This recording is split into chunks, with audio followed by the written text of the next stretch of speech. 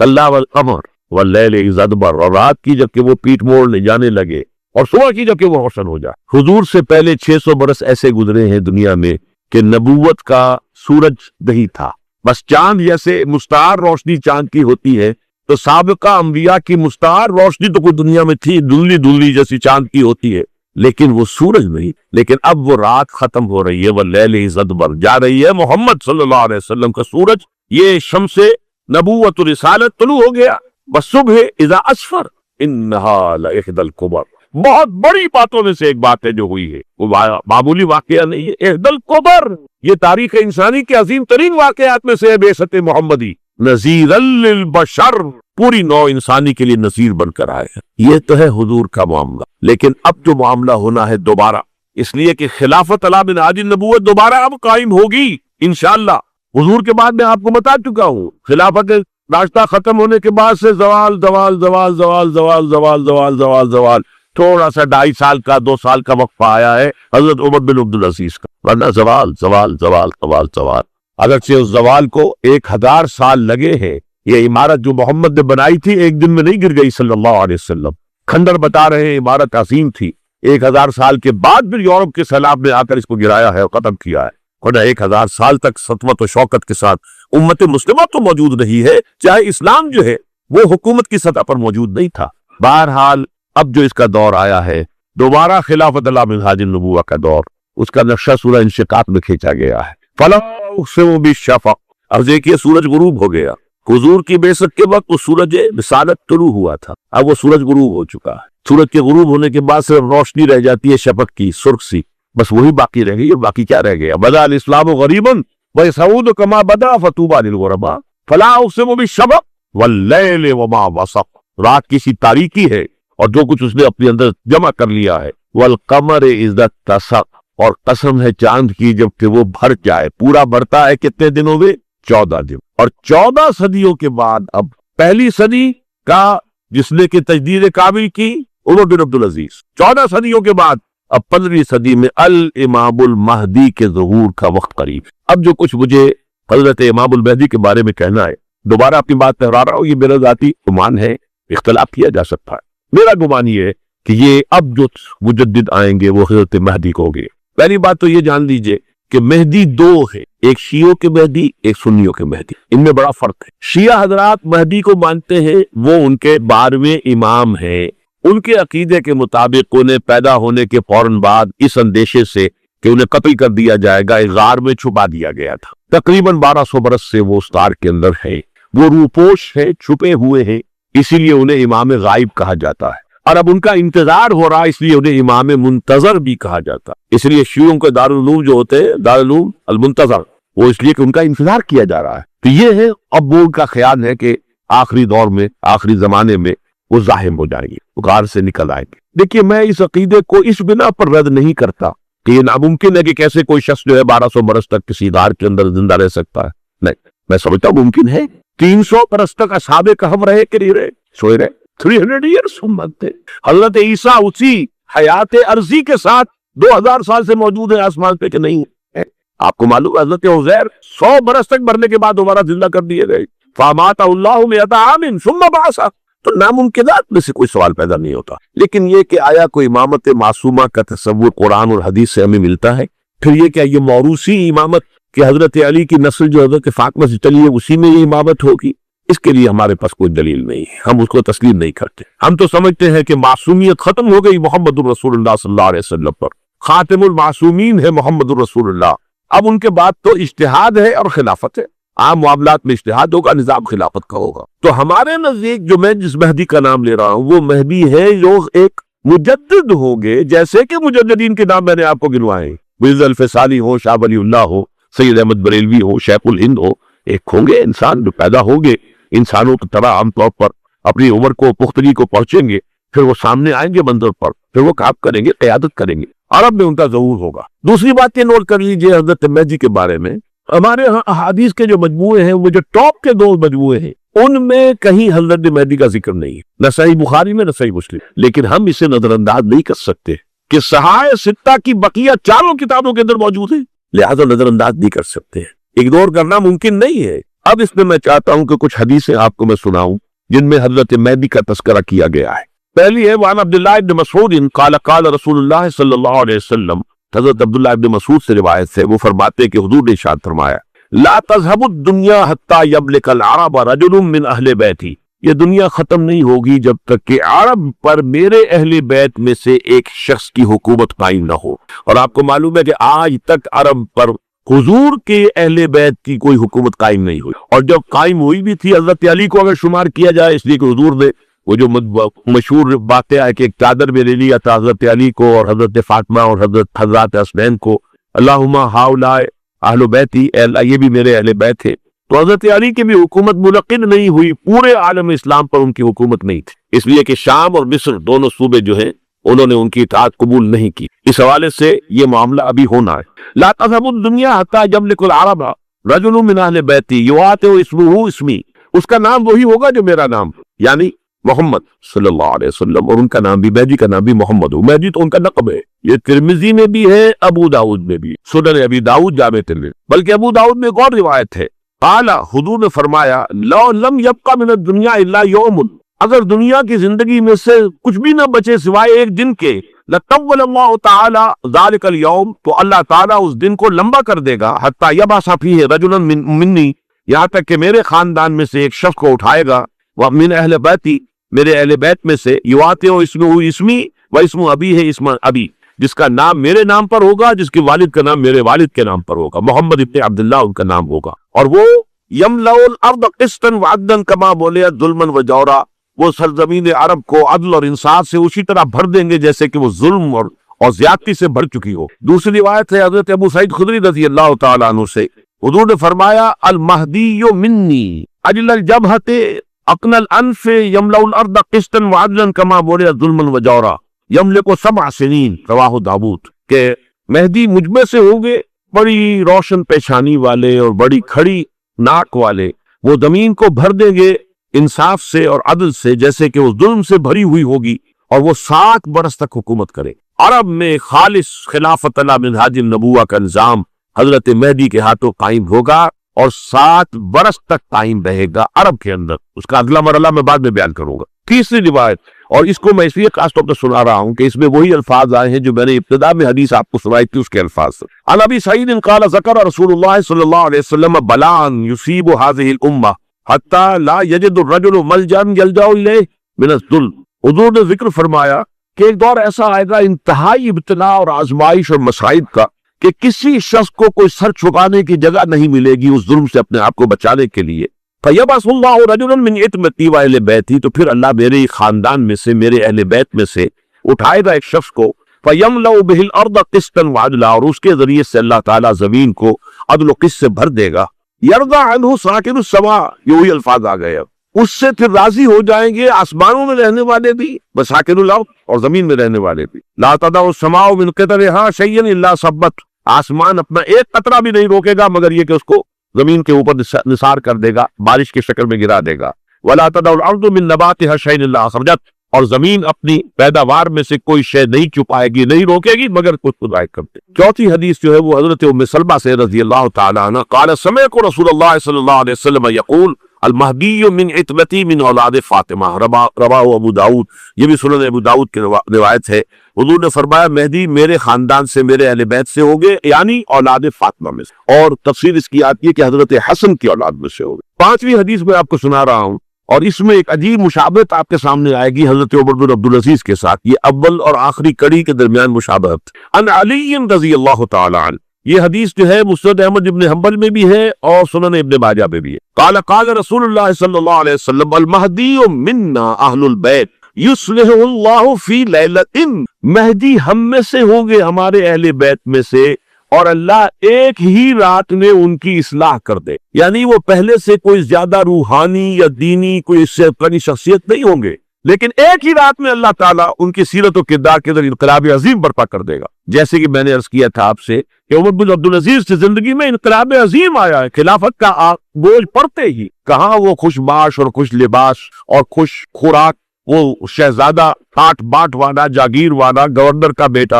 اور خود گورنر، اور کہاں یہ کہ اس کی وہ درویشی جو میرے نزدیک واللہ عالم ڈرتے ڈرتے کہہ رہا ہوں، میرے نزدیک وہ حضرت ابو بکر، حضرت عمر اور حضرت علی کی درویشی کو بھی مات دے گئی، لیکن کنٹراسٹ بہت شدید ہے۔ وہاں جو بھی کچھ تھا وہ تدریجاً آیا تھا، ہوتے ہوتے ہوتے کہ اور یہاں سڈن آیا۔ چھٹی حدیث، عن انس سمعت رسول اللہ صلی اللہ علیہ وسلم یقول نحن ولد عبد المطلب سعادت اہل الجنہ، ہم عبد المطلب کی جو اولاد ہے اور نسل ہے، ہم جنت کے سردار ہیں۔ اور پھر آپ نے نام گنوائے ہیں، انا وحمزۃ وعلی وجعفر والحسن والحسین والمہدی، میں خود اور حضرت حمزہ بنو عبد المطلب میں سے، عبد المطلب کے بیٹے، اور علی اور جعفر حضرت علی کے بھائی جعفر تیار، اور حسن اور حسین حضرت فاطمہ کے لخت جگر حضرت علی کے بیٹے، والمہدی، اور آخر میں جا کر پھر مہدی۔ اب میں آپ کو ایک حدیث سنانے چلا ہوں جس میں ایک عجیب نقشہ سامنے آتا ہے کہ یہ مہدی جب ظاہر ہوں گے تو کس طور سے ظاہر ہوں گے،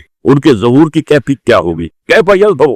یہ روایت ہے حضرت ام سلمہ سے رضی اللہ تعالی عنہ، حضور کی زوجہ محترمہ ہے، فرماتی ہیں ام سلمہ عن النبی صلی اللہ علیہ وسلم قال یکون اختلاف عند موت خلیفۃ، موت خلیفۃ، حضور نے فرمایا ایک خلیفہ کی موت پر اختلاف واقع ہو جائے گا، خانہ جنگی ہو جائے گی، فَيَخْرُجُ رَجُلٌ مِنْ أَهْلِ الْمَدِينَةِ حَارِبًا إِلَى مَكَّةَ، پھر مدینے کے لوگوں میں سے ایک شخص نکلے گا، بھاگے گا اور جا کر پناہ لے گا اور چھپ جائے گا مکے میں، فَيَأْتِيهِ نَاسٌ مِنْ أَهْلِ مکہ، پھر اس کے پاس آئیں گے اہل مکہ، مکہ کے لوگ، فَيُخْرِجُونَهُ، اور اسے نکالیں گے، جہاں وہ چھپے ہوئے ہوں گے وہاں سے نکالیں گے، وَهُوَ كَارِهٌ، اور وہ بالکل اس کو پسند نہیں کر رہے ہوں گے، نہ وہ خواہش مند ہوں گے کہ ان کو وہ ہاتھ پر بیعت کی جائے، نہ وہ یہ چاہیں گے کہ وہ میدان میں آئے اور ان کو جو ہے اپنا لیڈر مانا جائے، وَهُوَ كَارِهٌ فَيُبَايِعُونَهُ بَيْنَ الرُّكْنِ وَالْمَقَامِ، لیکن لوگ جو ہے پھر اصرار کے ساتھ ان کے ہاتھ پر بیعت کریں گے رکن اور مقام کے درمیان۔ رکن وہ کونا ہے خانہ کعبہ کا جس میں حجر اسود لگا ہوا ہے، اور مقام ابراہیم جو ہے،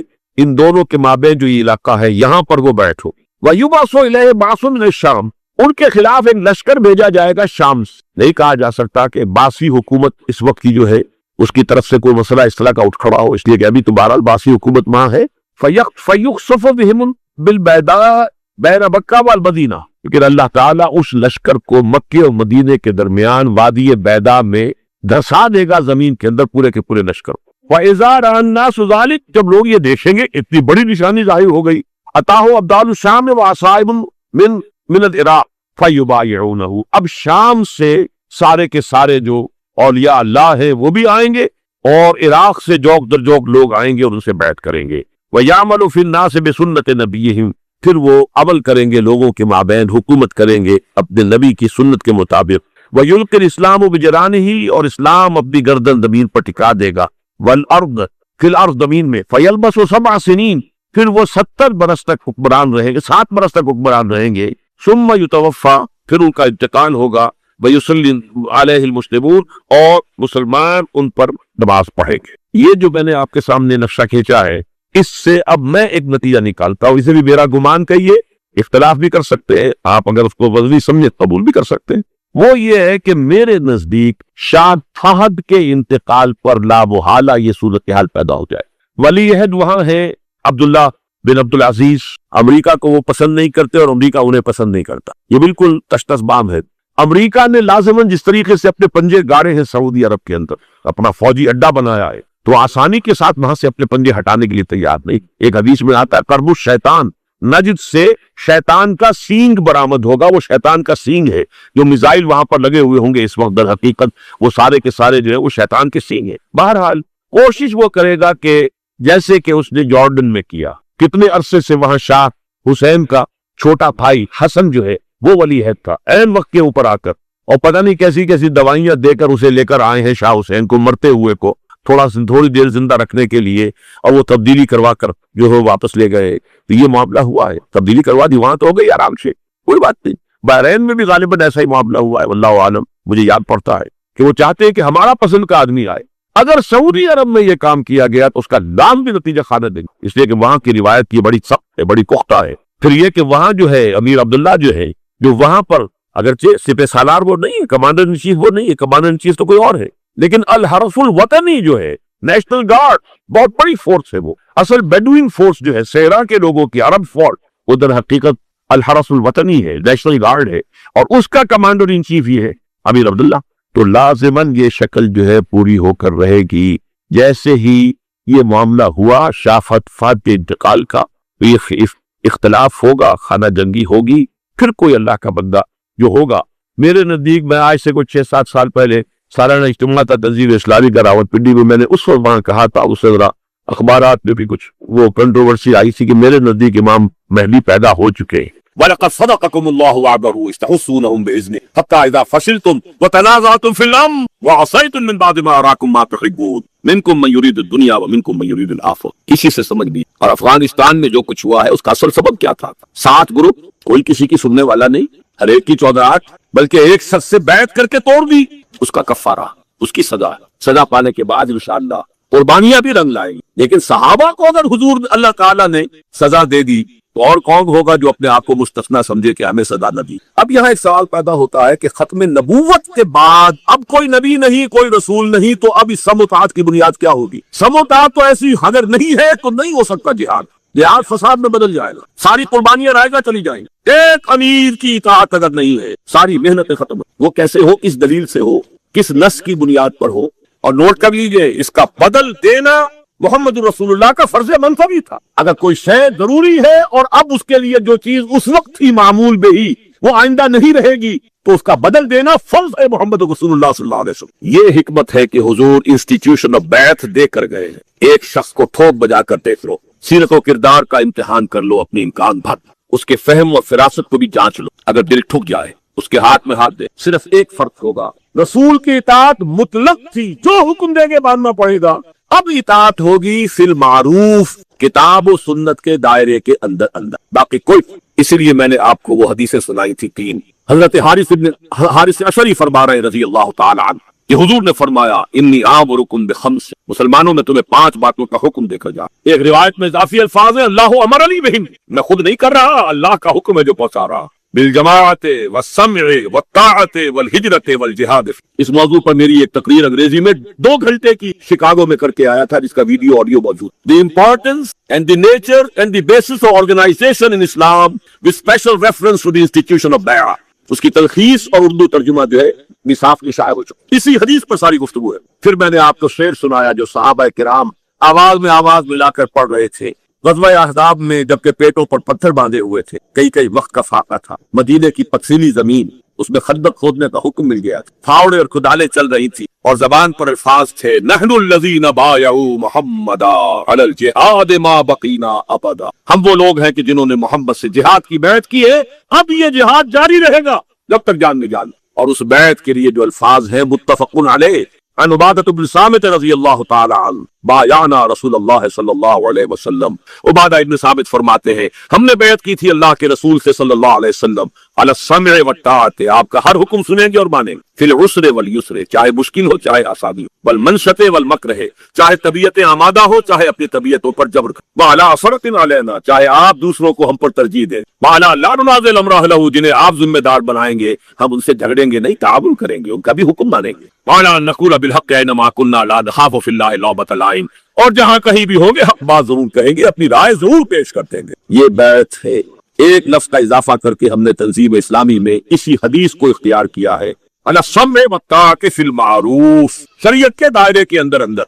ये कोई आगा खानी जमात नहीं है कि जिसका सरबराह जिस चीज हराम को चाहे हलाल कर दे, हलाल को चाहे हराम कर दे। हिल्लत व हुर्मत खत्म हो चुकी मोहम्मद रसूलुल्लाह सल्लल्लाहु अलैहि वसल्लम, तहलील व तहरीम तकमील को पा चुकी। इस दायरे के अंदर अंदर नज़्म जमात कायम करो। ये मैंने ईमानियात सलासा का ताल्लुक जिहाद फी सबीलिल्लाह के साथ आपके सामने बयान किया। इसी मरहले में जबकि ये जिहाद चल रहा हो, एक इजाफी चीज होगी, जब तक ताकत काफी नहीं है, तुम पर कीचड़ उछाला जाए, तुम पर छींटे उड़ाए जाएं, तुम्हारा इस्तेजा किया जाए, तुम पर फिक्रे चुस्त किए जाएं, तुम्हें पागल कहा जाए, तुम्हें मजनून कहा जाए, तुम्हें शायर कहा जाए, तुम्हें जो चाहे कहा जाए, तुम्हें मारा जाए, पीटा जाए, लेकिन यह कि तुम सबर महज, नो रिटेलिएशन, बा नस्से दरवेशी दर साजो दमादम सन, इससे बड़ी दरवेशी क्या होगी? मार खाओ, हाथ में उठाओ, पथराव हो रहा हो तो खून पेश करो, इदफा बिल्लती हिय अहसन, तुम्हारे खुकड़े उड़ा दिए जाए तुम हाथ ना। इससे बड़ा तरबियत का प्रोग्राम को डिसिप्लिन इजाजत नहीं है। मोहम्मद सुमैया रज़ी अल्लाह ताला अन्हा जिस तरह टॉर्चर की जा रही, खून खोल रहा होगा सहाबा किराम का। वो बुज़दिल नहीं थे, वो बेगैरत नहीं थे, माअज़ल्लाह, नहीं, इजाजत नहीं। खुद हुजूर गुजर रहे, इसमें या यासिर फइन्न मौइदकुमुल जन्नह, ए यासिर घर वालों सब्र करो, तुम्हारे वादे की जगह जन्नत है, इस्तिकबाल की तैयारियां हो रही। और मक्की सूरतों में से कितनी है इब्तिदाई जो खत्म होती है खुद हुजूर से, फस्बिर वस्बिर वमा सब्रुका इल्ला बिल्लाह वस्बिर लिहुक्म रब्बिका वला तकुन कसाहिबिल हूत वस्बिर अला मा यक़ूलून वहजुरहुम हजरन जमीला वली रब्बिका फस्बिर। सब अलबत्ता दूसरा मरहला आता है ताकत का। बस ये है असल बात समझने, ये सारी तमहीद है। बड़ा सादा से शेर इकबाल का है, बड़ा गहरा। ओ सदाकत के लिए जिस दिल में मरने की तड़प, पहले अपने पैकरे खाकी में जान पैदा कर। मैंने कहा जान को पाक भी करो और जान बनाओ भी। अल-मोमिनुल क़विय्यु खैरुम मिनल मोमिनिज़ ज़ईफ़ अइद्दू लहुम मस्तताअतुम। तैयारी करो, ताकत बनाओ, नफरी बढ़ाओ, तरबियत यही करो, तज़किया और करो, सब्र करो। दो अशार हैं अल्लामा इकबाल के, मैं हैरान होता हूँ ये शख्स कहाँ कहाँ पहुंचता था। पहले शेर में तो जो भी बहरहाल एक कलंदरी का अंदाज है, जिस तरह अल्लाह से अपना मुकालमा बयान कर रहे हैं। गुफ्तंद जहाने माँ आया बतुमी साजद, अल्लाह ने मुझसे पूछा ये मेरी दुनिया तुम्हें कुछ अच्छी लगी कि नहीं, तुम्हारे साथ साजगार है या नहीं, तुम्हें कुछ भली लगी कि नहीं। गुफ्तंद जहाने माँ आया बतुमी साजद, गुफ्तम के नमी साजद, मैंने कहा नहीं मुझे नहीं कहा। गुफ्तंद के बरहमजन, फरमाया तोड़ फोड़ कर रख दो इसको। जमाना बात न साजत तो बा जमाना सतेज, निजाम दुरुस्त नहीं तो तोड़ इसे। गुफ्तंद जहाने माँ आया बतुमी साजद, गुफ्तम के नमी साजद, गुफ्तंग के बरहमजन। लेकिन ये बरहमजन होगा कैसे? बा नशे दरवेशी दर साजो दमादम जन। पहला मरहला है दरवेशी का, दावत भी है, तबलीग भी है, खुशामद भी है, झिड़कियां भी खा रहे हैं फिर भी बात पेश कर रहे हैं, ताने सुन रहे हैं फिर भी अपनी बात बयान कर रहे हैं। बा नशे दरवेशी दर साजो दमादम जन, चू पुख्ता शवी खुदरा पर सल्तनत जमजन। जब तैयार हो जाओ, तकड़े हो जाओ, मजबूत हो जाओ, अब अपने आप को सल्तनत जम पर दे मारो, टकराओ। तसादुल, मीठे मीठे वाज हमेशा के लिए नहीं होते। एक वक्त आया दरवेशी खत्म हो गई। कातिलू फी सबीलिल्लाहि लज़ीना युकातिलूनकुम, मुसलमानों तुम्हारे बंद हाथ खोल दिए गए। उज़िना लिल्लज़ीना युकातिलूना बिअन्नहुम ज़ुलिमू व इन्नल्लाहा अला नस्रिहिम लक़दीर। आगे बढ़ो, ईद का जवाब पत्थर से। मरहले मरहले की बात है, वो मरहला और था। बा नश्र दरवेशी दर साजो दमादम जन, जो पुख्ता शवी खुदरा बर सल्तनत जमसन। ये जो सल्तनत जम, उसको निजाम समझिए, निजाम जैसे कि बादशाहत का निजाम, इंपीरियलिज्म का निजाम, अवामी हाकुमियत का निजाम, सरमायादाराना निजाम, जागीरदाराना निजाम, जो निजाम भी है इस्लाम के सिवा तागूत है। दे मारो अपने आप को उस पर। लेकिन ये दे मारना दो तरीके पर बन। एक तरीका है दो तरफा जंग। आज का निजाम होगा तो उसे हम कहेंगे मुसल्ला बगावत, और हुजूर के जमाने में वो क़िताल, चैलेंज, ये दो तरफा जंग थी। इन्नल्लाह अश्तरा मिनल मोमिनीन अनफुसहुम व अम्वालहुम बिअन्ना लहुमुल जन्नह युकातिलूना फी सबीलिल्लाह फयक्तुलूना व युक्तलून। ये क़िताल दो तरफा है, कत्ल कर भी रहे, कत्ल हो भी रहे। बदर में उनके 70 मारे गए, इधर से 14 शहीद हो गए, उहुद में 70 शहीद हो गए। तिलकल अय्यामु नुदाविलुहा बैनन नास, ये दो तरफा जंग है। सीरतुन नबी में दो तरफा जंग मिलती। और नोट कर लीजिए, ये दो तरफा जंग जैसे कल भी एक मुखर्रिर ने कहा था, जायज। फुस्साक और फुज्जार के खिलाफ मुसलमान हो चाहे तलवार उठाना, ताकत का इस्तेमाल करना जायज, अगरचे उसकी अपनी शराइत है। ताकत इतनी फराहम हो चुकी हो कि कम से कम बज़ाहिर अहवाल कामयाबी यकीनी नजर आए। ऐसा नहीं कि 200-400 आदमी जमा किया और टकरा दिया। कौम है 12 करोड़ की और 200-400 आदमी खड़े हो गए और निकल खड़े हुए झंडे लेकर, उसका तो जो नतीजा निकलना है वो सबके सामने आई गई। कोई रेशियो प्रोपोर्शन तो होनी चाहिए। सहाबा से भी कहा गया था तो 1 और 10 का मामला कहा गया था, और फिर सहाबा ही के दौर में कह दिया गया था 1 और 2 का मामला भी। अब अला नफीकुम ज़ाक़ा, कोई निस्बत व तनासुब। लेकिन ये जान लीजिए, इमाम अबू हनीफा रहमतुल्लाह अलैह का मौक़िफ़ है 100% दुरुस्त है। फसाक, फुज्जार और जालिम और गासिब मुसलमान हुक्मरानों के खिलाफ मुसल्लह बगावत जायज़। अलबत्ता आज के दौर में वो फीजेबल नहीं। ये है नुक्ता समझने का कि जहां इख्तिलाफ हो गया है हालात का।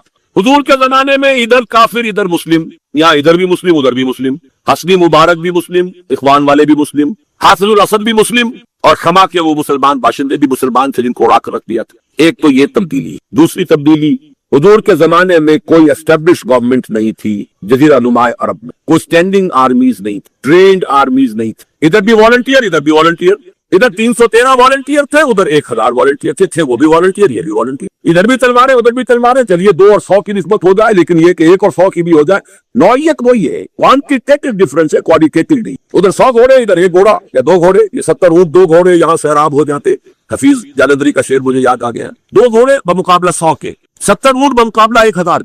और आज जो भी निजाम कायम है उसको प्रोटेक्शन हुकूमत की है। वही जागीरदार बैठा होगा हुकूमत में, सरमाएदार बैठे होंगे हुकूमत में, वो उस शाख को काटने देंगे जिस पर उनका बसेरा है। और उनके डिस्पोजल पर फौज भी है, उनके डिस्पोजल पर एयरफोर्स भी है, उनके डिस्पोजल पर सारी पुलिस भी है, पैरामिलिट्री फोर्सेस भी है, सब कुछ है। ये है वो मुश्किल जिसका हल کرنے کی ضرورت ہے۔ یہ جان لیجئے جانے دیے بغیر یہ کام نہیں، لیکن جانے دینا ایک دو طرفہ جنگ میں ممکن ہے، ایک یک طرفہ جنگ میں ممکن ہے۔ اور یک طرفہ جنگ کیا ہے؟ منظم پرامن احتجاجی تحریک جو نان کوآپریشن سے شروع ہو، چاہے یہ گاندھی کا لفظ تھا نان وائلنٹ نان کوآپریشن، اور اس کی انتہا ہوگی سول ڈس اوبیڈینس، جس کا نام ہمارے یہاں پچھلے دنوں لیا تھا اور لیتے ہی پھر دبک گئے۔ آسان کام نہیں ہے سول ڈس اوبیڈینس، ٹیکس نہیں دیں گے، یہ نہیں کریں گے، اور سارے تھوکے ہوئے چاٹ لیے، اس لیے کہ پہلے تیار کرنا پڑتا ہے لوگوں، ٹیکس نہیں دو گے گولیاں چلیں گی، تیار ہیں، لیکن اس کا فائدہ کیا ہے؟ یہ یک طرفہ جنگ، اپنی جان دینے کے لیے تیار، دوسرے کی جان نہ لی جائے، اس کا فائدہ کیا؟ فائدہ یہ ہے کہ نیشنل آرمی حکومت کے حکم سے کچھ لوگوں کو تو قتل کریں گی لازم، لیکن مسلسل اینڈ لیس میسیکر وہ نہیں کر سکتی، اس لیے کہ نیشنل آرمی ہے، انہیں معلوم ہے ہمارے اپنے بھانجے بھتیجے سامنے۔ بھٹو صاحب نے کہا تھا میری کوسی بہت مضبوط ہے، ثابت ہوا وہ تو مضبوط نہیں نکلی، 2 بریگیڈیئرز نے انکار کر دیا لاہور میں، we are not going to shoot any more, go and have some political settlement. ہم کوئی آکوپیشن آرمی تو نہیں ہے، ہم کوئی قابض فوج تو نہیں ہے، جنرل ڈائر نے اگر مار دیا ہو 5000 ایک دن میں، اس کا کیا دکھ ہے؟ ہندو ہو مسلمان ہو سکھ ہو مر جائے، اسے کیا دکھ؟ لیکن جرنیل، اسی لیے یہی ہونے والا تھا۔ ایران میں اسلحہ تو ختم نہیں ہو گیا تھا شاہ کا، the biggest arsenal in Asia, اس لیے کہ آپ روس کو نکال دیجئے، روس جو ہے ایشین پاور نہیں تھی، وہ یورپین پاور ہے۔ پورے ایشیا میں کسی ملک کے پاس اتنا اسلحہ نہیں تھا جتنا کہ شہنشاہ ایران کے پاس تھا، ساوک کے بھیڑیے اس کے پاس تھے، کیوں بھاگا؟ 79 لوگوں نے بگایا، جانے دینے کے تیار تھے اور دی ہیں جانے۔ آکوپیشن آرمیز کے خلاف گوریلا وار کام کر سکتی ہے، لیکن نیشنل آرمیز کے خلاف نہیں۔ اگر آپ فوج کو ماریں گے تو فوج اور مارے گی اور مارے گی، اب وہ بدلے میں مارے گی۔ فوجیوں میں بھی دوستیاں ہوتی ہے کہ نہیں؟ آپ نے ان کے کسی دوست کو مار دیا، اب وہ جو بدلہ لے گا آپ سے، اب وہ صرف بھٹو کے حکم سے نہیں گولی چلائے گا، اب وہ اپنے جذبے کے تحت چلائے۔ اگر صرف حکومت کے جذبے سے، حکومت کے حکم سے چلا رہا تھا تو ایک وقت میں آ کر وہ صاف کہہ دے گا نو مور۔ اور یہی کامیابی کی ضمانت۔ صرف ایک ہے جگہ جہاں میں نے جہاد میں اس مرحلے میں اجتہاد کیا ہے، اور وہ بھی یہ نہیں کہ وہ حرام ہے، معاذ اللہ ثم معاذ، جائز اگر حالات اس کے لیے سازگار ہو، ٹیرین ایسا ہو۔ اب میدان پڑے ہوئے پنجاب کے، یہاں کو گوریلا وار ہو سکتی، کسی کا دماغ خراب ہو، لیکن یہ کہ کوئی پہاڑی علاقے ہو، جو بھی ہو سکے، حرام نہیں ہے، بالکل نہیں ہے، لیکن یہ کہ وہ مراحل طے ہو چکے ہو اور اتنی طاقت فراہم ہو چکی ہے تو جواز ہے۔ البتہ یہ دوسرا راستہ جو ہے یہ ہے کہ اس میں آپ کو کسی کو مارنا ہی نہیں ہے، کوئی چنتا ہی نہیں ہے، مرنے کے یہ تیار تو اور چاہیے کیا؟ شہادت ہے مطلوب و مقصود مومن، نہ مال غنیمت نہ کشور کشائی، اور چاہیے کیا آپ کو؟ فہو المطلوب قل هل تربصون بنا الا احدى الحسنيين، ہمارے لیے تو حسنہ ہی حسنہ ہے، گر جیت گئے تو کیا کہنا ہے، اور ہارے بھی تو بازی بات نہیں، جان دے دی تو اس سے بڑی کامیابی کوئی نہیں۔ فزت ورب الکعبہ، رب کعبہ کی قسم میں کامیاب ہو۔ بہرحال یہ ہے آخری مرحلہ، اور اس کے لیے جو عنوان ہے کتاب و سنت کا، میں نے چونکہ یہاں ضرورت محسوس کی تو جدید اصطلاح استعمال کی ہے، discipline peaceful agitation, starting from non violent naan cooperation. نہیں پہنیں گے کپڑا انگریز کا بنایا ہوا، چرخہ کاٹیں گے کپڑا بنائیں گے، دن میں تارے نظر آ گئے، یہ کپڑا بنا کے کہاں کا کتنا سٹور کریں گے، کہاں جائے گا؟ یہ پوری برطانوی معیشت ہل کر رہے، صرف چرخے سے چرخہ کاٹیں گے، سودیشی ہل گئی۔ چیلنج لیا ہے تو جائیں گے جی ہم، پرماتما نے سمندر کے اندر نمک بنا رکھا ہے، ہم نمک سمندر پرماتما کا سمندر ہے، وہاں سے نمک لینے جا رہے ہیں، ہم نے کسی کو کچھ کہا نہیں ہے، لیکن برٹش انڈیا کی ٹیکسیشن پالیسی کو چیلنج کر دیا آپ نے، لاٹیاں برسی ہیں، مولانا ابوالکلام آزاد زخمی ہوئے۔ بہرحال اس کے لیے شرعی اصطلاح نہیں عن المنکر، جس کے لیے کہ 3 درجے 2 حدیثوں میں قائم کی۔ ایک حدیث تو بہت مشہور ہے، من رأى منکم منکرا، ابی سعید الخدری رضی اللہ عنہ، من رأى منکم منکرا فلیغیرہ بیدہ فإن لم یستطع فبلسانہ فإن لم یستطع فبقلبہ وذلک اضعف الایمان۔ تم میں سے کوئی شخص بھی اگر بدی کو دیکھے، منکر کو دیکھے، تو اس کا فرض ہے طاقت سے روکے، اگر طاقت نہ رکھتا ہو یا ابھی طاقت کے حصول کے مرحلے میں ہو تو زبان سے تو روکے، اگر یہ بھی ممکن نہ ہو تو دل سے شدید نفرت رکھے، وذالک اضعف الایمان۔ اگر یہ نفرت رہے گی تو شاید کل ہمت بھی ہو جائے، اور اگر نفرت بھی ختم ہو گئی تو وائے ناکامی متائے کارواں جاتا رہا، اور کارواں کے دل سے احساس سیاں جاتا۔ نفرت بھی بڑی قیمتی شے ہے، بدی سے نفرت تو رہے، سٹارٹنگ کیپٹل یہی ہے، کل شاید ہمت ہو جائے کہ بات کہہ ہی دو، گوگے شیطان نہ بنے رہو، آگے ہمت ہو جائے، طاقت ہو جائے، طاقت ہو۔ اصل میں یہ تمام چیزیں بھی ایک سطح پر آ کر ذرائع کی حیثیت حاصل کر لیتی ہے، حکمت دین کے اعتبار سے، فلسفہ دین کے اعتبار، ان سب کا اپنا ایک ہدف ہے اور اپنا ایک مقصود ہے، اور وہ ہے انسان کی روحانی ترقی، جس کے لیے تعبیر میں نے کل کی تھی اس اصطلاح کے حوالے سے جو حدیث نبوی میں آئی ہے، یتقرب الی عبدی بالنوافل وبالفرائض، تقرب اللہ، اللہ سے قریب ہوتے چلے گا، اور یہ کوئی مادی قرب کا مسئلہ نہیں ہے، کوئی زمانی یا مکانی فصل ہمارے اور اللہ کے مابین موجود نہیں ہے. ہوا معکم اینما کنتم نحن اقرب الیہ من حبل الورید. لیکن یہ کہ ظہور، عدم توجہ، دوسری چیزوں میں دل کا لگ جانا اس طور سے کہ پھر محبت خداوندی کے لیے دل میں جگہ نہ رہنا، یہ چیزیں انسان کو اپنے رب سے دور کر دے. ورنہ پروردگار کی طرف سے تو ہر وقت ایک دعوت عام ہے کہ ہم تو مائل بکرم ہے، کوئی سائل ہی نہیں، راہ دکھلائیں کسے، رہنو منزل ہی نہیں. وہ احادیث بھی موجود ہے کہ میرا بندہ میری طرف چل کر آتا ہے تو میں بھاگ کر آتا ہوں، وہ اگر بارش بھر آتا ہے میں ہاتھ بھر آتا ہوں. تو معلوم یہ ہوا کہ اللہ تعالیٰ کی طرف سے تو ہر وقت دعوت عام ہے، لیکن یہ کہ ظہور، عدم توجہ ہی ہماری طرف. تو اس توجہ اللہ اور تقرب اللہ کا بھی سب سے اعلیٰ، سب سے عمدہ، سب سے جامع طریقہ اور ذریعہ، یہ ہے میری کل کی گفتگو کا خلاصہ. اب آج شاید وہ عنوان آج بھی لکھا ہوا سامنے موجود ہو، کیونکہ عنوان معین کیا گیا ہے، میں اسی کے حوالے سے بات کروں گا. طالبان قرآن اور خادمان دین کے لیے نماز کی خصوصی اہمیت. اور اس پر میں بعد میں، جیسا کہ میں نے کل بھی عرض کیا تھا، تھوڑا سا اضافہ کروں. طالبان قرآن سے کیا مراد ہے؟ سب سے پہلے اس کو معین کیجئے. قرآن کا طالب، اس سے مراد ہے قرآن مجید سے علم صحیح، فہم صحیح اور ہدایت کا اخذ کر سکتا. اس کے لیے ذرائع ہے قرآن کا پڑھنا، یہ بھی اس کا ایک ذریعہ ہے. اس کے لیے ذرائع ہے قرآن پر غور و فکر، سوچ بچار، تدبر. یہ تمام چیزیں ذریعہ بنیں گی. اصل مقصود کیا ہے؟ طالب قرآن کا اصل ہدف کیا ہے؟ کیا چاہتا ہے وہ قرآن سے؟ معاذ اللہ طالب قرآن ایک ایسا بھی ہو سکتا ہے کہ جو صرف اس لیے کہ مجھے کوئی پیشہ اختیار کرنا ہے، اس کے لیے قرآن کو حفظ کر رہا ہو یا قرآن کو پڑھ رہا ہو، اس کو اس وقت اپنے ذہن سے نکالنا. طلب قرآن سے صحیح مراد قرآن سے ہدایت اخذ کرنا، قرآن کے ذریعے اپنے فکر کو جلا دے، اپنی مینٹل فیکلٹیز جو اللہ نے عطا فرمائی ہے، فکر، سوچ بچار کی جو صلاحیت عطا فرمائی ہے، ان کو پروان چڑھانا صحیح رخ پر. گویا کہ بات وہی ہو گئی جو کل میں بیان کر چکا ہوں، فکر انسانی کے صحیح رخ پر آگے بڑھنے اور پیش رفت کروانا. اس کے لیے اب نوٹ کیجئے کہ اس ہدایت قرآنی اور صحیح علم و فکر قرآن سے مستفید ہونے کے لیے دو چیزیں شرط لازم. نمبر ایک، تصحیح نیت. جیسا کہ میں نے ابھی اشارہ کیا، علم دین کے حصول کے لیے ایک محرک یہ بھی ہو سکتا ہے کہ کہیں خطیب بننا ہے، امام لگنا ہے. اور اب تو آپ کو معلوم ہے چونکہ ہمارا ملک ایک غالب اکثریت اس کے رہنے والوں کی مسلمانوں پر مشتمل ہے، تو چاہے کوئی حقیقی یہاں پہ اسلامی نظام نہیں آیا، لیکن یہ کہ مساجد میں باقاعدہ اب ائمہ کے، خطباء کے گریڈز مقرر ہیں. یہ بھی ایک پروفیشن ہے، یہ بھی ایک پیشہ ہے.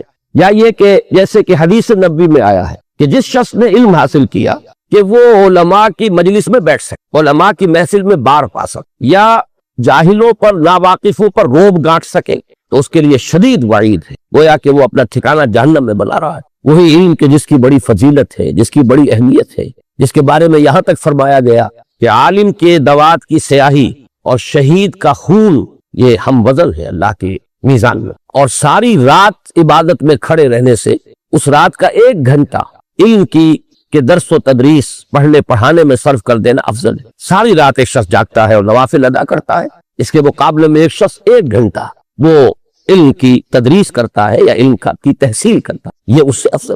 اس علم کا یہ مقام، لیکن ساتھ یہ بھی کہ لے یماری یا بہ السفہاء او لے یجاری یا بہ العلماء. اگر مقصد یہ ہو کہ انسان علماء کی محفل میں بیٹھ سکے، ان کی اصطلاحات میں گفتگو کر سکے، یہ نہ محسوس ہو کہ یہ شخص جو ہے یہ تو ہمارے مابین بیٹھنے کے قابل نہیں ہے، یہ ہماری اصطلاحات سے واقف نہیں ہے، اس لیے کچھ چیزوں کا علم حاصل ہو جائے. یا یہ کہ جو بے علم لوگ ہیں ان پر انسان دھوس جما سکے، روب گانٹ سکے. اس کے برعکس وہ حدیث بھی میں نے آپ کو سنائی ہے کہ حضور صلی اللہ علیہ وسلم نے فرمایا کہ جس شخص کو موت آئی اس حال میں، من جاءہ الموت وہو یطلب العلم، کہ وہ ابھی علم کی تحصیل کر رہا تھا، لیکن کس مقصد کے تحت؟ لیحیی بہ الاسلام، تاکہ وہ اس کے ذریعے سے اسلام کو زندہ کرے. مقصد یہ فبینہ وبین النبیین درجۃ واحدۃ فی الجنہ، تو ایسے شخص کے اور انبیاء کرام کے درمیان جنت میں صرف 1 درجے کا فرق رہ جائے. تو معلوم ہوا کہ تصحیح نیت اس کی بڑی اساسی اہمیت ہے طلب علم میں. اور اس تصحیح نیت کے لیے لازم ہے وہی دوام ذکر الہی، دل کا اللہ کے ساتھ متعلق رہنا. مجھے لفظ ایک یاد آیا، ایک حدیث میں آیا ہے قلبہ معلق بالمساجد. حضور صلی اللہ علیہ وسلم نے 7 افراد کا تذکرہ فرمایا ایک حدیث میں کہ جن کو اللہ تعالیٰ خاص اپنے سائے تلے جگہ دے گا قیامت کے دن، جس دن کسی کے لیے کوئی سایہ نہ. ان میں سے ایک وہ بھی ہے ایک ایسا شخص کہ جس کا دل مسجدوں ہی میں اٹکا رہتا ہے، وہ اگر نکلتا ہے باہر اپنی ضروریات کے لیے، آخر معاش کی بھاگ دوڑ ہے اور ذمہ داریاں ہیں، لیکن دل وہی اٹکا رہتا ہے کہ جیسے ہی اذان کی آواز آتی ہے دپکتا ہے، جیسے کہ مچھلی جو ہے جسے آپ کہتے ہیں ماہی بے آب، مچھلی کو اگر آپ پانی سے نکال لیں گے تڑپے گی۔ اسی طریقے سے ایک مسلمان کی کیفیت مسجد سے باہر جو وقت وہ گزارتا ہے مجبوراً، تو اس کو اس کیفیت میں گزرنا ہے۔ اسی طریقے سے میں نے لفظ استعمال کیا کہ دل اللہ سے اگر متعلق نہ رہے، قلبہ معلق بالمساجد، اسی طریقے سے اللہ کے ساتھ دل اگر معلق نہ رہے، جڑا نہ رہے، تو نیت جو ہے اس میں فساد آ جائے۔ نیت ہی میں تو فساد ہے، جس کے لیے کہ شیطان دل میں پھوکے مارنے لگتا ہے، اور ذکر سے خالی قلب کے بارے میں یہ حدیث میں کل آپ کو بتا چکا۔ تو معلوم یہ ہوا کہ قرآن مجید سے صحیح فکر، صحیح علم، صحیح سوچ، حقیقی ہدایت کے اخذ کرنے کے لیے شرط لازم ہے تصحیح نیت، اس کے لیے لازم ہے دوام ذکر، اور دوام ذکر کا سب سے اعلیٰ، سب سے عمدہ، سب سے جامع طریقہ یہ کل ہم دیکھ چکے۔ یہ ذکر کی میں نے آپ کو اقسام بتائی، ذکر غیابی، ذکر حضوری، پھر یہ کہ ایک ذکر صرف ذہنی و فکری ہے، اس کے ساتھ ایک ذکر وہ ہے جس میں عمل کو بھی شامل کر لیا۔ یہ جملہ پہلو نماز میں جمع ہو گئے، ذکر غیابی بھی ہے، ذکر حضوری بھی ہے، خطاب بھی ہے، دعا بھی ہے، مخاطبہ و مکالمہ بھی ہے، ہم کلامی بھی ہے۔ الصلاۃ معراج المومنین اسی لیے اسے کہا گیا۔ پھر یہ کہ اس میں نہ صرف ہم کچھ کہہ رہے ہوتے ہیں، بلکہ یہ کہ اس کے ساتھ جو ہمارا رکوع اور سجود ہے، یہ گویا کہ عملاً اس وقت ہم تعظیم کر رہے ہوتے ہیں اللہ۔ تو پھر جوڑتے جائیے بات کو، اس لیے کہ یہ رب قائم نہیں ہوگا تو پھر کوئی فائدہ نہیں ہوگا سوائے اس کے کہ ایک واعظ آپ نے سن لیا کہ طالب قرآن کے لیے صحیح معنی میں قرآن کی ہدایت سے استفادے کے لیے شرط اول جو شرط لازم کی حیثیت رکھتی ہے وہ ہے تصحیح نیت۔ اس کے لیے ضروری ہے دوام ذکر، اور ذکر کا جامع ترین، بلند ترین طریقہ، ذریعہ نماز۔ اسی طرح طالب قرآن کے لیے دوسری شرط، وہ شرط یہ ہے کہ جیسے جیسے علم اور ہدایت حاصل ہو اس کے ساتھ ساتھ عمل بھی فوراً شروع ہو جائے۔ اس میں اگر گیپ واقع ہو جائے گا، ایک بات سمجھ میں آ گئی ہے، ذہن پر منکشف ہو گئی، دل نے گواہی دے دی کہ ہاں بات ٹھیک ہے، دیکھنا تقریر کی لذت کے جو اس نے کہا، میں نے یہ جانا کہ گویا یہی میرے دل میں تھا، میری فطرت یہی کہہ رہی ہے، مجھے اپنے اندر سے اسی بات کی گواہی مل رہی ہے۔ اب ذہن اور قلب کا متفقہ فیصلہ ہو چکا کہ یہ صحیح ہے۔ اب اگر فوری طور پر عمل اس رخ پر نہ مڑے، اگر موڑنے کی ضرورت ہو، پہلے سے اس پر انسان عامل ہے تو مزید انشراح ہوگا، مزید انبساط ہوگا، مزید اس پر اعتماد پیدا ہوگا، مزید اطمینان حاصل ہوگا۔ یہی وہ لفظ ہے کہ جو آیا ہے بلند ترین کیفیت کے لیے نفس انسانی کی، نفس مطمئنہ، یا ایتھا النفس المطمئنہ ارجعی الی ربک راضیۃ مرضیہ۔ تو پہلے سے اس پر عامل ہے تو مزید اطمینان، مزید انشراح پیدا، نہیں ہے تو اب اس کی طرف رخ کو موڑنا نہ، یہ نہیں کریں گے تو وہی گیپ شروع ہو جائے۔ لما تقولون ما لا تفعلون، کیوں کہتے ہو جو کرتے ہیں۔ یہاں سے جو گیپ شروع ہوتا ہے انسان کے فکر و عمل کا گیپ کہہ لیجئے، علم و عمل کا فصل کہہ لیجئے، قول و فعل کا تضاد کہہ لیجئے، یہی ہے کہ جو آگے بڑھ کر یہی وہ روگ ہے، یہی وہ مرض ہے۔ قرآن مجید میں بار بار آیا ہے فی قلوبہم مرض فزادہم اللہ مرضا، یہ روگ ہے جو ترقی کر کے پھر اس مقام تک انسان کو لے جاتا ہے جو کھلم کھلا اور صریحاً کفر سے بھی اللہ کو زیادہ مبغوض اور ناپسند، یعنی نفاق۔ اب اس عمل کے لیے بھی یہ کل ہم دیکھ چکے، اس عمل کے لیے لازم ہے وہی تعلق مع اللہ، اور اس کے ذریعہ وہی ذکر دوام، ذکر مدام، اور اس کے لیے اس کی بلند ترین، جامع ترین صورت نماز۔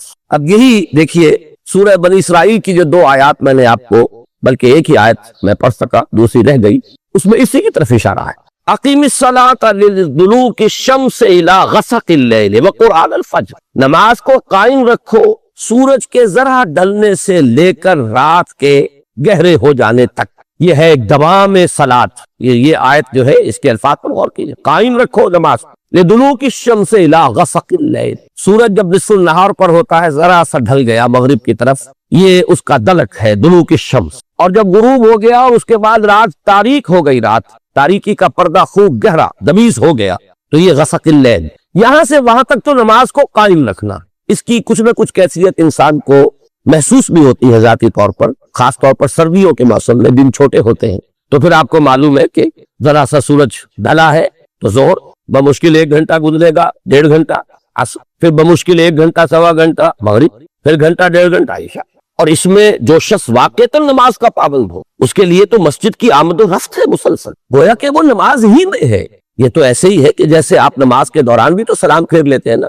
ابھی آپ نے 4 رکعت سنت کی ادا کر لی, سلام پھیر لیا, اب آپ نماز میں نہیں ہے. اس کے بعد پھر اب آپ کھڑے ہوئے ظہر کی جماعت میں, پھر نماز میں آ گئے, اس کے بعد پھر سلام پھر گیا, اب آپ نماز میں نہیں ہے. لیکن در حقیقت یہ پوری ایک نماز ظہر ہے. اسی طریقے سے وقفے سے مسجد سے نکلنا تو ہوا ہے, لیکن یہ کہ بعین ہی اسی تشبیہ کو سامنے رکھیے تو گویا کہ نماز مسلسل قائم رہی ہے دلوک الشمس سے لے کر غسق اللیل. اقم الصلاۃ لدلوک الشمس الی غسق اللیل وقرآن الفجر. خاص طور پر اب فجر کی نماز کا علیحدہ سے تذکرہ کیا. اس میں چونکہ طول قنوت یعنی زیادہ دیر تک کھڑے رہنا, لمبی قرات, یہ گویا کہ اس کے لوازم میں سے, اسی لیے صلاۃ الفجر نہیں کہا اسے, وقرآن الفجر. اور التزام رکھو فجر کو قرآن کا, یعنی نماز میں قرآن مجید کو زیادہ سے زیادہ پڑھنا, زیادہ سے زیادہ اس کی تلاوت. ان قرآن الفجر کان مشہودا. مشہودا کے بارے میں کئی تفسیری اقوال ہے.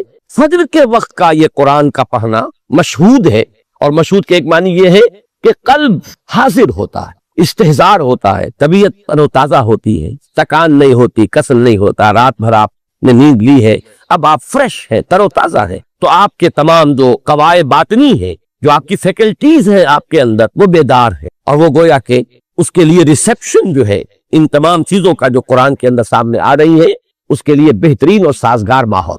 یہ بات بھی کہی گئی ہے کہ فجر کی نماز میں وہ فرشتے بھی حاضر ہوتے ہیں کہ جن کی ڈیوٹی رات کے وقت ہوتی ہے, ابھی آف ہونے سے پہلے انہیں فجر کی نماز بھی پڑھنی ہے ساتھ, اور وہ بھی کہ جنہوں نے دن کا چارج سنبھالنا ہے وہ بھی پہلے آ جاتے ہیں فجر کی جماعت میں, وہ شریک ہوتے ہیں. بہرحال یہ مختلف اقوال ہے, لیکن میں اس وقت توجہ دلا رہا ہوں کہ طالب قرآن کے لیے 2 شرطیں, تصحیح نیت اور علم اور عمل, اس میں کسی فرق و تفاوت یا تضاد کا پیدا نہ ہو. دونوں کے لیے لازمی ہے دوام ذکر, اس کا اہم ترین وسیلہ ذریعہ نماز.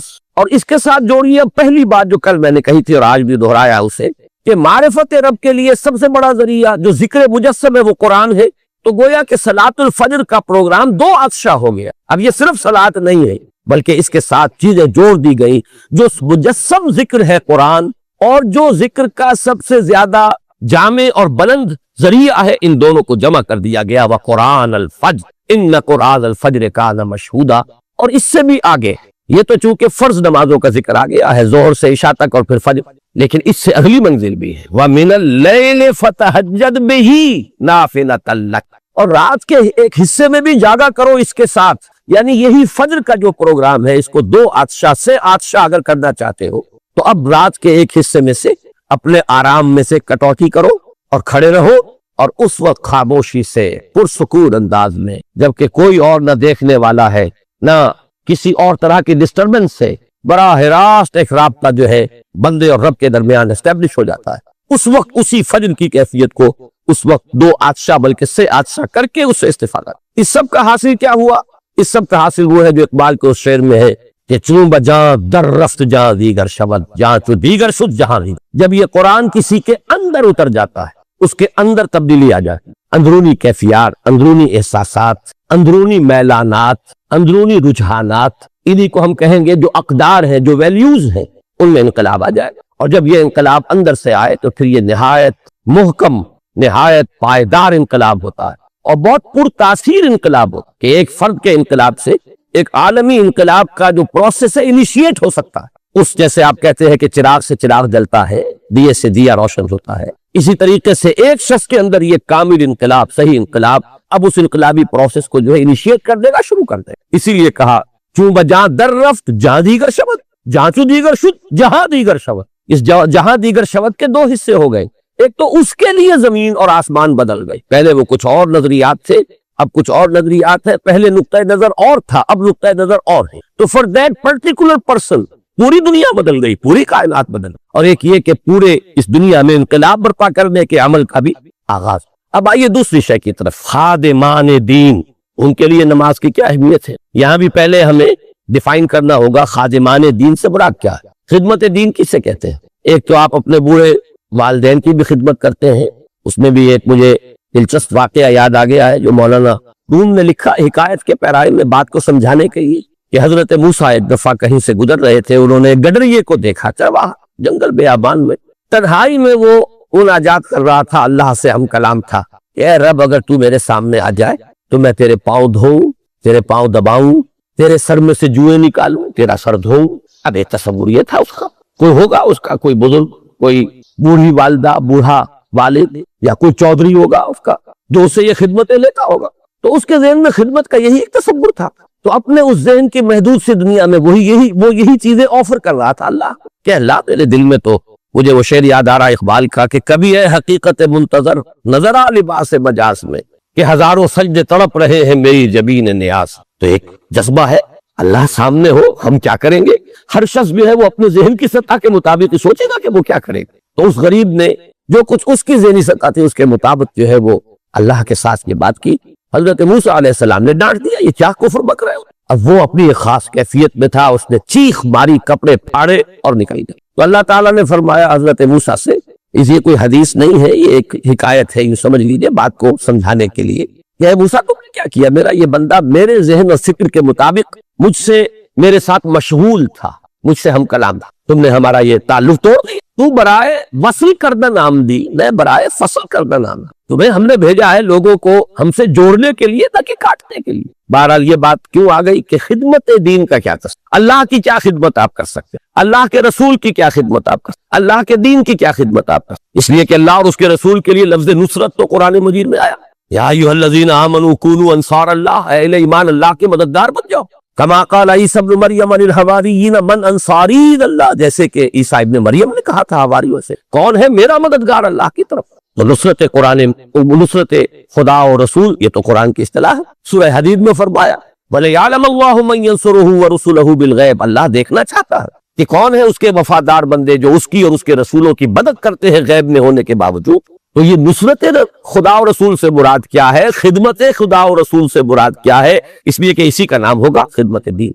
इसमें भी दो चीजें, जैसे कि मैंने अर्ज किया था कि तालिब कुरान के लिए दो शर्तें हैं, तसीह नीयत और इल्म और अमल के अंदर तवाफुक, हम आहंगी। इसी तरह खिदमत दीन के दो दर्जे हैं, एक है दावत दीन, अल्लाह का पैगाम लोगों तक पहुंचा दे, सोए हुओं को जगाना, नींद के मातों को होशियार करना, भूले और भटके हुए राही जो है उनको सही रास्ते की तरफ, उन निशानदेही करके सही रास्ते की, उन्हें उस रास्ते की तरफ बुलाना, यह है दावत दीन, अल्लाह के रास्ते की तरफ बुलाना। उदउ इला सबील रब्बिका बिल हिकमति वल मौइज़तिल हसनति वजादिलहुम बिल्लती अहसन, बुलाओ अपने रब के रास्ते की तरफ हिकमत के साथ और अच्छी नसीहत के साथ, और कहीं मुजादला और झगड़ा भी करना पड़ जाए तो भी बड़े खूबसूरत अंदाज। कोई जिद्दी आदमी ऐसे भी होते हैं कि जिनके साथ जरा मुनाजरे का और मुजादले का अंदाज इख्तियार करना पड़ता है, लेकिन उसमें भी तुम्हारी तरफ से तुम्हारे तर्ज अमल में जाहिर होना चाहिए कि निहायत उम्दगी के साथ, खूबसूरती के साथ। तो ये जो दावत दीन है, ये खिदमत दीन की पहली मंजिल, और खिदमत दीन की दूसरी मंजिल इकामत दीन, दीन को कायम कर। इसी को हम आजकल जो है एक नई इस्तिलाह के हवाले से ताबीर कर रहे हैं, इस्लामी इनकलाब। पूरे निजाम को बदल दें। इसके निजाम में इस वक्त जो भी कायम है, जो कजी है, अल्लाह से दूरी है, दीन से बोध है, जुल्म है, नाइंसाफियां है, इस्तेहसाल है, इन सब का कला कमा करके जैसे कि एक फर्द अल्लाह का बंदा बन जाए, ऐसे ही पूरा निजाम अल्लाह की बंदगी में आ जाए। ये इकामत, इसके लिए जिद्दोजहद, इसके लिए मेहनत, इसके लिए जान और माल का खपाना, इसके लिए जिहाद बिल माल व नफ्स या इन्फाक माल व बज़्ल नफ्स। अब ये इस्तिलाहात है। जिहाद के मानी कशाकश, रस्साकशी, कि एक तरफ वो है जो बातिल के अलंबरदार है, वो चाहते हैं कि बातिल निजाम यहाँ पर कायम रहे, या कोई और है जो किसी और बातिल के पैरोकार है, वो चाहते हैं कि वो बातिल निजाम यहाँ आ जाए। मसलन अगर जागीरदारी और सरमायादारी का बातिल निजाम चल रहा है, तो खारिज में ऐसे लोग भी हैं कि जो इसको मलियामेट करके कम्युनिज्म का बातिल निजाम लाना चाहते हैं। तो दो कुव्वतें हो गई। एक वो जो स्टेटस क्वो रखना चाहिए, जो निजाम है वो रहे, जागीरदार और सरमायादार तो ये चाहेंगे कि निजाम बिल्कुल बदले ही नहीं, जैसा है वैसा, इसलिए कि उनके मफादात उससे वाबस्ता, उन्हें वहां मराआत मिली हुई है, उनकी हैसियतें हैं। जहां कबायली निजाम है, कबायली सरदार जो है वो कभी नहीं चाहता कि वो निजाम खत्म। तो एक कुव्वत तो वो है जो चाहती है कि जो निजाम है वो बरकरार रहे, स्टेटस क्वो, नो चेंज व्हाटसोएवर। वो दिफा करती है वो कुव्वत हर उस कुव्वत के मुकाबले में कि जो कोई किसी नौइयत की भी तब्दीली लाना चाहे। फिर यह कि तब्दीली का भी एक दूसरा नुक्ता नजर भी मौजूद, कम्युनिज्म, उसके मानने वाले, उसके चाहने वाले, उसके लिए मेहनत करने वाले, जिद्दोजहद करने वाले, वो भी मैदान में। अब इस हाल में जो अल्लाह के चाहने वाले, अल्लाह के दीन के मानने वाले, अल्लाह के दिए हुए निजाम को बर्पा करने की जिद्दोजहद करेंगे, तो रस्साकशी तो होगी, कशाकश होकर रहेगी। اس کشاکش کے لیے قرآن مجید نے دو اصطلاحات استعمال کی ہیں، یا تو جہاد، اور جہاد میں دو چیزیں کھپیں گی، جان اور مال، تو جہاد بالمال والنفس، یہ ایک اصطلاح ہے۔ نمبر دو انفاق، انفاق کے معنی کیا ہے؟ کھپا دینا، خرچ کرنا، جان کا کھپانا، مال کا کھپانا، انفاق مال و بذل نفس، یہ میں نے وضاحت کر دی اصطلاحات۔ تو گویا کہ خدمت دین سے مراد ہے یہ۔ اب اس کے لیے لازم ہے مسلسل جد و جہد، مسلسل کشاکش، مسلسل کشمکش، مسلسل قربانی، مسلسل مقابلہ۔ اس کے لیے قرآن مجید کی اصطلاح ہے صبر و مصابرت۔ یا ایھا الذین آمنوا اصبروا وصابروا ورابطوا واتقوا اللہ لعلکم تفلحون۔ اہل ایمان خود صبر کرو، ڈٹے رہو، جمے رہو، ہر نوع کی مخالفت کو جھیلو، تکلیف کو برداشت کرو، جو مصیبت آئے جھیلو، جو قربانی دینی پڑے دو، یہ سب۔ وصابروا، مصابرت باب مفعلہ، جو تمہارے مقابلے میں تمہاری جو مخالف قوتیں صبر کر رہی ہیں ان کے صبر پر بازی لے جاؤ، وہ بھی تو صبر کر رہے تھے۔ ابو جہل نے بھی گردن کٹوائی کہ اپنے باطل دین اور باطل عقائد ڈٹ کر آئے کہ تو اگر تمہارا صبر ان کے صبر سے بڑھ کر نہیں ہوگا، تمہارا صبر ان کے صبر کو مات نہیں دے دے گا تو تمہاری بازی مات ہو جائے گا۔ اللہ تعالیٰ نے اس دنیا کو کچھ اصولوں پر بنایا ہے، اس کی خصوصی نصرت اور مدد اسی وقت آتی ہے جب اس کے بندے ثابت کر دیں کہ انہوں نے اپنا سب کچھ لگا دیا کھپا، انہوں نے کسی چیز کو بچا کر نہیں رکھا ہے۔ تو چھپا چھپا کے نہ رکھی سے تیرا آئینہ ہے وہ آئینہ کہ شکستہ ہو تو عزیز تر ہے نگاہ آئینہ سازا۔ اگر یہ ثابت کر دیں لوگ پھر اللہ کی نصرت آتی ہے۔ متاع نصر اللہ الا ان نصر اللہ قریب۔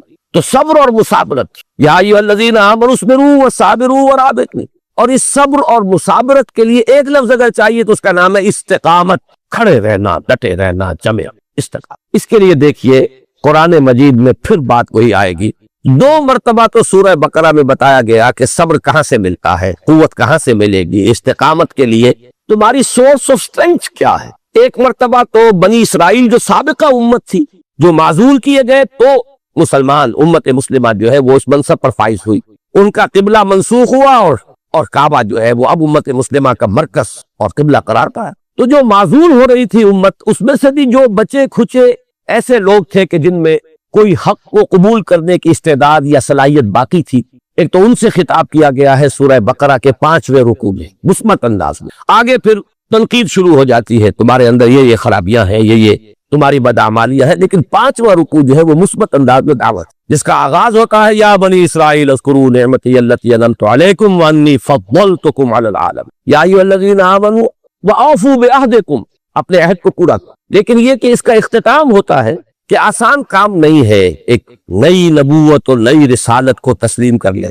تعصب پیدا ہو چکا ہے، عصبیت پیدا ہو چکی ہے، اپنی برتری کا احساس پیدا ہو چکا ہے۔ اب ایک امی قوم میں اللہ نے ایک نبی کو کھڑا کر دیا، ان کے پندار کے لیے ایک بہت بڑا چیلنج۔